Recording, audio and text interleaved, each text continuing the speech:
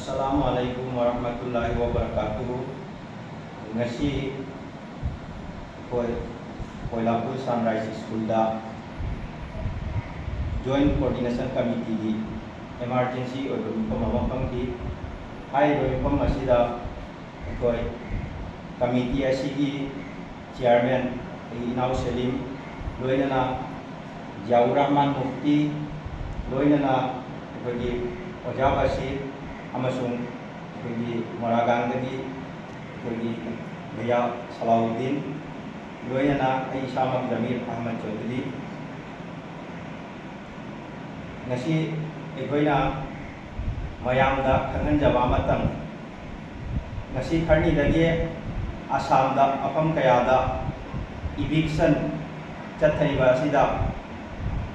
egoigi pangal ichinaw Golaghat district da Uriamghat haina leiba mafam aduda Bidapur haiba mafam asida egoi pangal 78 ok lei masigi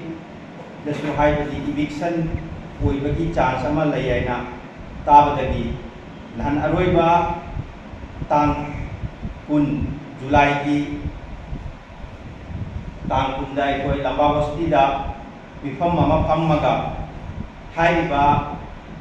eviction sigi matangda khanna nainaki madugi makhata na ekoi joint coordination committee ma form to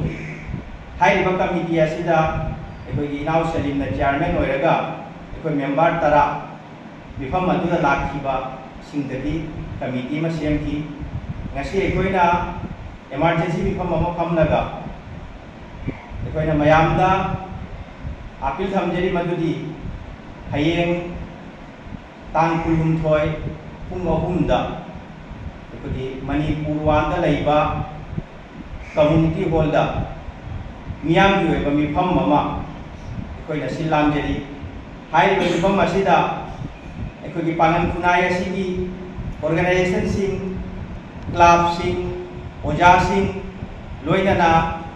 ekoi maira paibi gi loop leiba sing amasung ekoi oja sing amasung satra satri sing da ekoi na hajening badi